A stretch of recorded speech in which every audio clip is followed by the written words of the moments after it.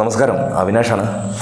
ഞാനിങ്ങനെ ആലോചിക്കുകയായിരുന്നേ, നമ്മുടെ നാട്ടിൽ ഇത്രയും വലിയൊരു ദുരന്തം നടന്നിട്ട് ഒരുപാട് പേരെ ഇനിയും കണ്ടു കിട്ടാതെ, അല്ലെങ്കിൽ ഒരുപാട് പേരെ നഷ്ടപ്പെട്ട വേദനയിൽ അവശേഷിക്കുന്ന കുറച്ച് ജീവിതങ്ങൾ നമ്മുടെ കൺമുമ്പിലുള്ളപ്പോൾ മനുഷ്യൻ ഒന്നുമല്ലാണ്ടായി തീരുന്ന ഒരു മൊമെൻറ്റിൽ പരസ്പരം മനസ്സിലാക്കി കൈത്താങ്ങായി കൂടെ നിന്നേ പറ്റുമെന്നൊരു തിരിച്ചറിവ് വരുമ്പോൾ, ഇപ്പം അങ്ങനെയാണ് നമ്മളൊക്കെ മുന്നോട്ട് പോയിക്കൊണ്ടിരിക്കുന്നത്. സത്യത്തിൽ അഹങ്കാരമൊക്കെ ഇല്ലാണ്ടായിക്കൊണ്ടിരിക്കുകയാണ് ഓരോ ദിവസം കഴിയുമ്പോഴും. ഇനിയും അവസാനിച്ചിട്ടില്ല, ദുരന്തങ്ങൾ ഇനിയും വന്നേക്കാം, നമ്മുടെ നാടിനി അവശേഷിക്കുമെന്ന് പോലും ഉറപ്പില്ലാത്തൊരു സാഹചര്യമാണ് നമ്മുടെ ചുറ്റുവട്ടത്തുള്ളത്. ഒരു ഡാം കിടക്കുന്നുണ്ട് അവിടെ, അറിയാലോ. അപ്പോൾ ഞാൻ പറഞ്ഞു വന്നത്, ഇത്തരം ഒരു സാഹചര്യത്തിൽ പോലും നമ്മുടെ ഈ ക്ലോസറ്റ് കഴുകുന്ന പരിസ്ഥിതി കണ്ടിട്ടില്ലേ, ഹാർപ്പിക്കിൻ്റെ ഒക്കെ, അതിൽ അബ്ബാസ് കഴുകി കഴിയുമ്പോൾ അവശേഷിക്കുന്ന ചില 99.1% കഴിഞ്ഞാലും, അല്ല 9% കഴിഞ്ഞാലും ആ 0.1% അവശേഷിക്കുന്ന ചില കൃമികീടങ്ങളുണ്ട്. ഈറ്റാൽ കുറേ ദുരന്തങ്ങൾ നമ്മുടെ നാട്ടിൽ ഇങ്ങനെ അവശേഷിച്ച് കിടക്കുക. നല്ലവരെയൊക്കെ മേലോട്ട് വിളിക്കുന്നൊക്കെ പറഞ്ഞ് കേട്ടിട്ടേ ഉള്ളൂ. സത്യത്തിൽ അതാണ് നടക്കുന്നത്. ദുരന്തങ്ങൾ ഇങ്ങനെ അവശേഷിച്ചിട്ട് നല്ലവരൊക്കെ അങ്ങ് കൊണ്ടുപോവാണ്, കൊച്ചു കുഞ്ഞുങ്ങളടക്കി.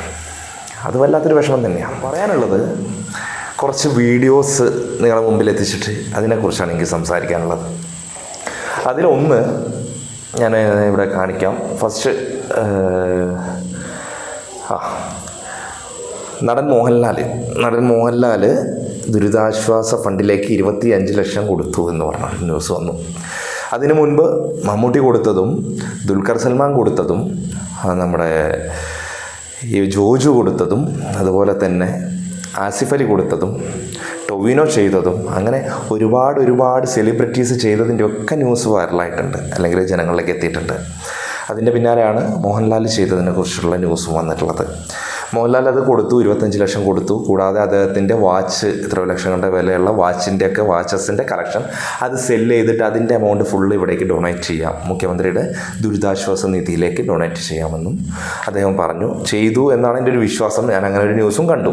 അത് വാട്ടെവർ എന്തോ ആവട്ടെ.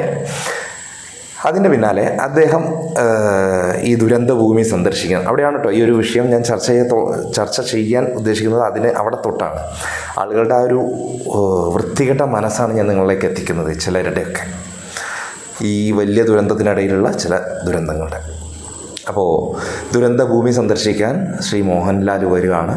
അദ്ദേഹം വരുന്നത് എയർപോർട്ടിൽ ലാൻഡ് ചെയ്ത ശേഷം അവിടെ നിന്നും മിലിറ്ററി ആർമിയുടെ അകമ്പടിയോട് കൂടിയിട്ടാണ് അദ്ദേഹം ഈ ദുരന്ത ഭൂമിയിലേക്ക് വരുന്നത്.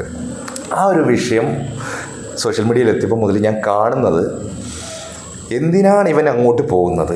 ഇവൻ എന്തിനാണ് മറ്റു പട്ടാളക്കാരുടെ ജോലി തടസ്സപ്പെടുത്താൻ ഇപ്പോൾ അങ്ങോട്ട് പോകുന്നത്? ഇത്രയും ദിവസം ഇവൻ എവിടെയായിരുന്നു? അങ്ങനെ ഇങ്ങനെ എന്ന് പറഞ്ഞിട്ടുള്ളത് കുറേ കമൻറ്റുകൾ.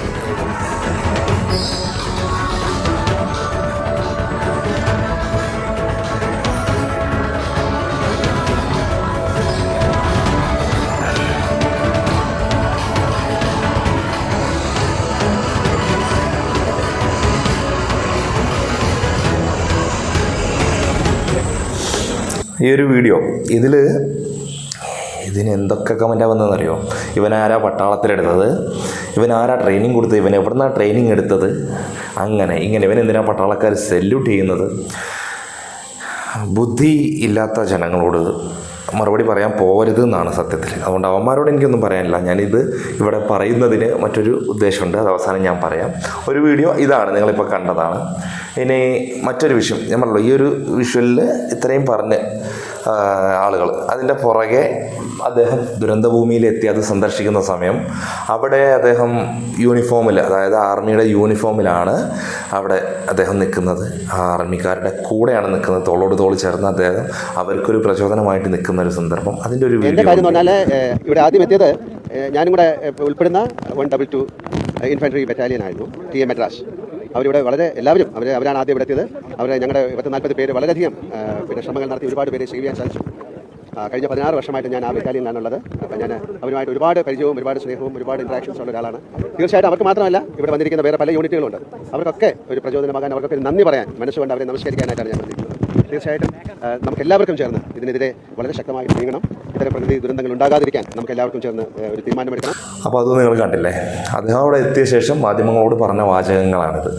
അവിടെ നിൽക്കുന്ന കഷ്ടപ്പെട്ട് നിൽക്കുന്ന പട്ടാളക്കാരുണ്ട്, അവർ വളരെ എഫേർട്ട് എടുത്താണ് അവിടെ നിൽക്കുന്നത്. അവരുടെ ബറ്റാലിയനിലുള്ള ഒരു വ്യക്തി തന്നെയാണ് ശ്രീ മോഹൻലാൽ എന്ന് പറയുന്ന ഈ ഒരു നടനും.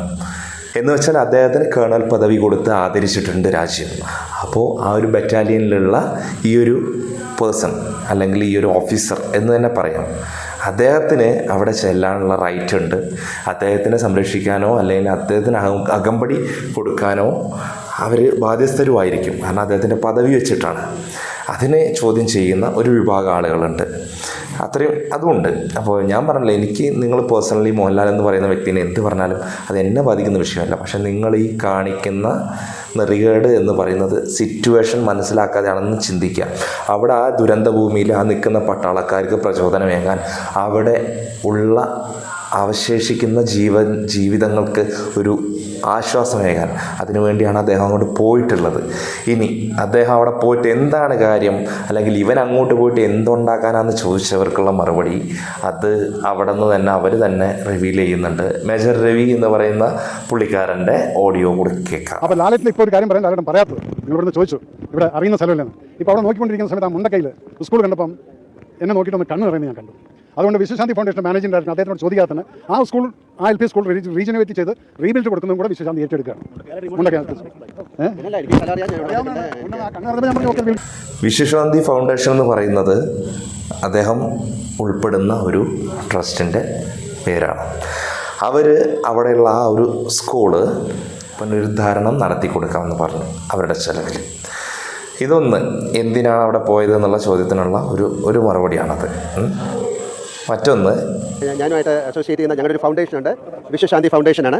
ഞാനത് ഇവിടുത്തെ പുനരധിവാസത്തിന് അല്ലെങ്കിൽ ഒരു റീഹാബിലിറ്റേഷന് വേണ്ടിയിട്ട് ഇപ്പം നമ്മളൊരു 3 കോടി രൂപയാണ് കൊടുക്കാൻ തയ്യാറാകുന്നത്. തീർച്ചയായിട്ടും അത് കഴിഞ്ഞിട്ട് അതിൻ്റെ സ്ഥിതിഗതികൾ നിരീക്ഷിച്ചതിന് ശേഷം വീണ്ടും ഇവർക്ക് എന്തെങ്കിലും പണത്തിൻ്റെ കാര്യങ്ങൾ ആവശ്യമുണ്ടെങ്കിൽ വിശ്വശാന്തി ഫൗണ്ടേഷൻ വീണ്ടും പണം കൊടുക്കുന്നതാണ്. അപ്പോൾ നമ്മളൊരു 3 കോടി രൂപയുടെ ഒരു പ്രോജക്റ്റ്, പുനരുദ്ധാരണ പ്രോജക്റ്റിന് ഞങ്ങളിപ്പം അനൗൺസ് ചെയ്യാം. ഇദ്ദേഹം അവിടെ പോയതിന് എന്തെങ്കിലും ഒരു കാരണം ഉണ്ടാവുമെന്ന് ചിന്തിക്കാതെ അതിനു മുമ്പ് കമൻ്റ് ഇട്ടവന്മാർക്ക് അണ്ണാക്കിലടിയായിട്ടാണ് ഈ പ്രഖ്യാപനത്തെ എനിക്ക് കാണാൻ ഇഷ്ടം. എന്തായാലും ആ പറഞ്ഞവന്മാർ പറഞ്ഞ വാക്കുകൾക്ക് യാതൊരു അർത്ഥമില്ലാതെ അത് നിഷ്പ്രഭമായി പോയി എന്ന് തന്നെ ഞാൻ പറയും. പിന്നെ ഇദ്ദേഹം മാത്രമല്ല, ഒരുപാട് പ്രമുഖരായിട്ടുള്ള വ്യക്തികൾ, കർണാടക സർക്കാർ ഇപ്പോൾ പ്രഖ്യാപിച്ചു 100 വീടുകൾ അല്ലെങ്കിൽ ചെയ്തു കൊടുക്കാം, അത് ഉണ്ടാക്കി കൊടുക്കാമെന്ന് പറഞ്ഞു. ബോച്ചെ പറഞ്ഞു 1000 ഏക്കർ സ്ഥലത്ത് 100 വീടുകൾക്കുള്ള സ്ഥലം കൊടുക്കാം, വേണ്ടി വന്നാൽ അത് ചെയ്തു കൊടുക്കാം എന്ന് പറഞ്ഞു. അങ്ങനെ ഒരുപാട് നല്ല ഹൃദയങ്ങൾ, നല്ല മനസ്സുകൾ നമുക്ക് വേണ്ടി, നമ്മുടെ കേരളത്തിലെ ഈ പാവപ്പെട്ട ജനങ്ങൾക്ക് വേണ്ടി എല്ലാം നഷ്ടപ്പെട്ട് വിധിയുടെ വിളയാട്ടത്തിൽ ഇങ്ങനെ പകച്ചു നിൽക്കുന്നവർക്ക് വേണ്ടിയിട്ട് ആശ്രയമായിട്ട് വരുന്ന സാഹചര്യത്തിൽ ഞാൻ പറഞ്ഞു നേരത്തെ, ഒരുപാട് പ്രമുഖർ ഇറങ്ങി തിരിച്ചിട്ടുണ്ട്, ഒരുപാട് പ്രമുഖർ പണം നൽകി സഹായിച്ചിട്ടുണ്ട്, അവരെ കൊണ്ടാവുന്നത് ചെയ്തിട്ടുണ്ട്. ഈ സിറ്റുവേഷനിൽ ഒരു 10 പൈസയ്ക്ക് ഉപകാരമില്ലാതെ വീട്ടിൽ കട്ടിലിൽ കിടന്ന് ഞണ്ണി എല്ല് കുത്തിയതിൻ്റെ കഴപ്പ് തീർക്കുന്ന കമൻറ്റോളി പട്ടികളോട് എനിക്ക് പറയാനുള്ളത്, നിങ്ങളവിടെ കിടന്ന് കുരയ്ക്കും, മുകളിൽ സൂര്യൻ ജ്വലിക്കുക തന്നെ ചെയ്യും. പട്ടി കുറച്ചൊന്നും കരുതി സൂര്യനൊന്നും സംഭവിക്കുന്നില്ല, മനസ്സിലായോ? ഇനി വേറെ ഉണ്ട് കാണാൻ. സെപ്റ്റിക് ടാങ്കിൽ നിന്ന് അത്തറിൻ്റെ ഗന്ധം പ്രതീക്ഷിക്കരുത്, അത് തുറന്നാൽ പരിസരം മുഴുവൻ ദുർഗന്ധമായിരിക്കും. ആ കമൻറ്റിന് ഏത് വീഡിയോക്കാണ് കമൻറ്റ് വന്നതെന്ന് നിങ്ങൾ കണ്ടോളൂ. ഇയാൾ ആരാണെന്ന് നിങ്ങൾക്ക് അറിയെങ്കിൽ ഒന്ന് പറഞ്ഞു തരാം. ഞാൻ ഇയാളെക്കുറിച്ച് ചെയ്യാൻ പോയില്ല, താല്പര്യമില്ല. കാരണം ഇതുപോലൊരു വൃത്തികെട്ട മനുഷ്യനുണ്ടല്ലോ, ഇയാൾ ഏത് പരനാരായാലും ശരി, പ്രായത്തെ പോലും ബഹുമാനിക്കില്ല. ഞാൻ ഇവൻ്റെ ഒന്നും കേട്ടോളൂ. കൂടെ ഒരുത്തനുണ്ട്, ഒരു ഇൻ്റർവ്യൂ സീക്വൻസാണ്. ഈ ഇൻ്റർവ്യൂവിൽ പറയുന്ന വാക്കുകൾ, ഇപ്പം ഈ മറ്റേ ജാക്കറ്റൊക്കെ ഇട്ട് നടക്കുന്ന ഒരുപാട് പേര് ഈ TV കാണാമല്ലോ. SYS സുന്നി യുവജന സംഘം, SKSSF അതെന്താന്ന് എനിക്കറിഞ്ഞൂടാ, എന്തൊക്കെയോ ഉണ്ട്. അതിലൊരു മുസ്ലിം മഞ്ഞ ഉടുപ്പിട്ടൊരു വൈറ്റ് ഗാർഡിനെ കണ്ടു. അതെ, മഞ്ഞ ഉടുപ്പിട്ട് വൈറ്റ് ഗാർഡ്, വൈറ്റ് ഉടുപ്പിട്ട് മഞ്ഞ ഗാർഡ്, ഇതൊക്കെ കുറേ എണ്ണം. ഇതുകൂടാതെ DYFI, ഇവരുടെ SDP കണ്ടു. ഇവരുടെ ആ ടീഷർട്ട് കണ്ടാലറിയാം ഇന്നലെ രാവിലെ മുതൽ ധൃതി പിടിച്ച് തയ്യൽക്കാരൻ്റെ കൊമ്പേറ്റ് പിടിച്ച് വേഗം അത് കഴിഞ്ഞിട്ട് പ്രിൻ്റ് ചെയ്ത് അത് വിട്ടുകൊണ്ട് ഇവിടെ ഇറങ്ങിയിരിക്കുകയാണ്. റിസ്ക് ഉള്ള മേഖലയാണ്.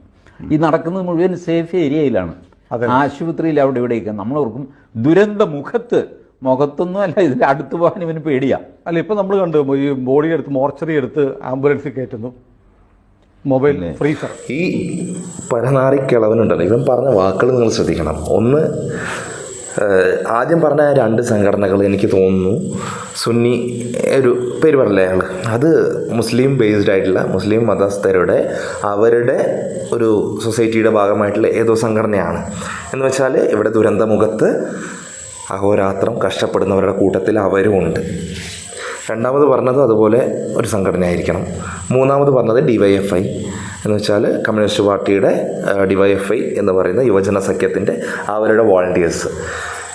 ഞാൻ പറഞ്ഞില്ലേ, നമുക്കൊക്കെ രാഷ്ട്രീയപരമായിട്ട് പല വിയോജിപ്പുകൾ പലരോടും ഉണ്ടാവും, ചിലപ്പോൾ വ്യക്തിപരമായിട്ടും ഉണ്ടാവും. പക്ഷേ ഇതുപോലൊരു ക്രൈസിസിൽ നമ്മുടെ നാട് നിൽക്കുമ്പോൾ അതിന് സന്നദ്ധരായിട്ട് അതിനെ പ്രതിരോധിക്കാൻ ഇറങ്ങി പുറപ്പെടുന്ന ഒരു കൂട്ടം ആളുകളെ കരിവാരി തേച്ചുകൊണ്ട് ഇവൻ ഈ പറയാൻ പറ്റില്ല ഇത്തരത്തിലുള്ള വാക്കുകൾ എന്നാണ് ഞാൻ ചിന്തിക്കുന്നത്. പിന്നെ ഇവൻ്റെ തന്തയുടെ തന്തയോ ആണോ ആ കിടന്ന് കഷ്ടപ്പെടുന്ന ആളുകൾ?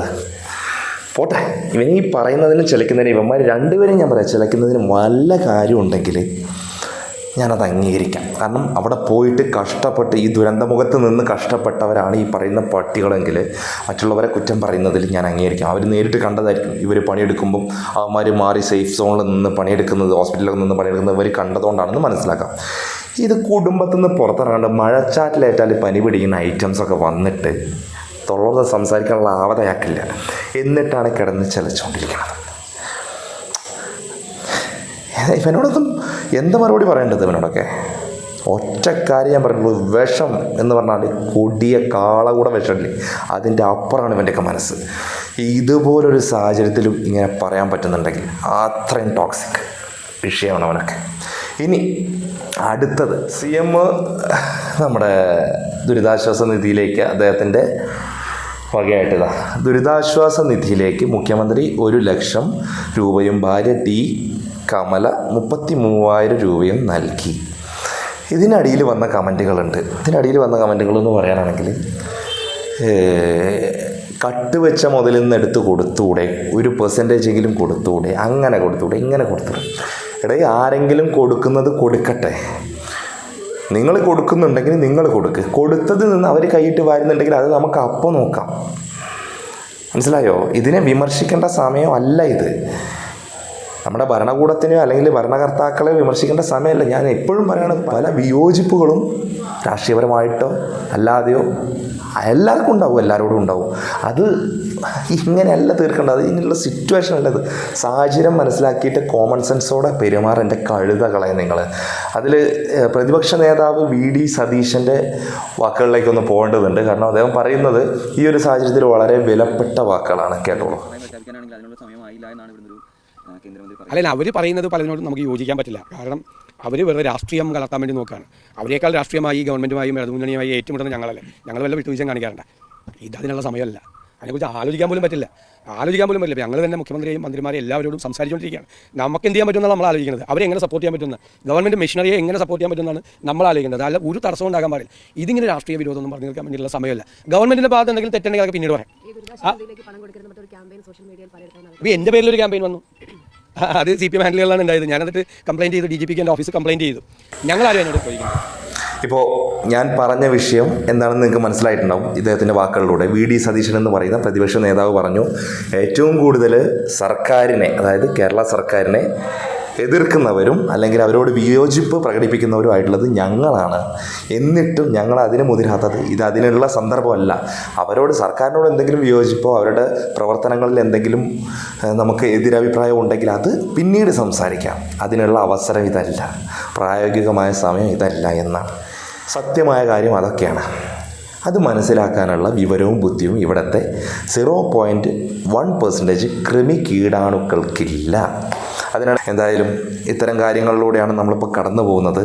ഞാനിപ്പോഴും പറയുന്നു, ഇതിൽ നേരത്തെ ആദ്യം ഞാൻ പറഞ്ഞ മോഹൻലാൽ എന്ന് പറഞ്ഞ വ്യക്തിയോ ഇനി നമ്മുടെ CMO ഈ VD സതീശൻ എന്ന് പറയുന്ന പ്രതിപക്ഷ നേതാവോ ആരോ ആവട്ടെ, അല്ലെങ്കിൽ മറ്റ് പ്രമുഖരായിട്ടുള്ള സംഭാവനകൾ കൊടുക്കാനും സഹായിക്കാനും മുന്നോട്ട് വന്നിട്ടുള്ള വ്യക്തികളോ സാധാരണക്കാരായിട്ടുള്ള കൂലിപ്പണിക്കാർ മുതൽ അങ്ങോട്ട് മേലോട്ടുള്ള ഓരോ തൊഴിൽ ചെയ്യുന്ന തൊഴിലാളികളും അവരുടെ സംഘടനകളും മറ്റ് രാഷ്ട്രീയ പാർട്ടികളും ഇവരിൽ ആരാണോ നമ്മൾ ഈ ഒരു വിഷയത്തിൽ സപ്പോർട്ട് ചെയ്ത് നന്മ ചെയ്യുന്നത്, ഇനി കൂടെ നിൽക്കുന്ന പോലീസ്, ആർമി, അതുപോലെ നേവി, എയർഫോഴ്സ്, ഫയർഫോഴ്സ്, KSEB, മറ്റ് വ്യവസ്ഥകൾ, ഭരണകൂടം, മറ്റ് സംവിധാനങ്ങൾ, നമ്മുടെ സർക്കാർ സംവിധാനങ്ങൾ, എല്ലാവരും ഇവരിൽ നമ്മളെ സപ്പോർട്ട് ചെയ്ത് കേരളത്തിന് കൂടെ ഒന്നായി നിൽക്കുന്ന ഏതൊരു വ്യക്തിയുണ്ടോ, അല്ലെങ്കിൽ ഏതൊരു പ്രസ്ഥാനമുണ്ടോ, ഏതൊരു സംഘടന ഉണ്ടോ, പോരാത്തതിന് നമുക്ക് സംസ്ഥാനത്തിന് പുറമേ നിന്ന് വരുന്ന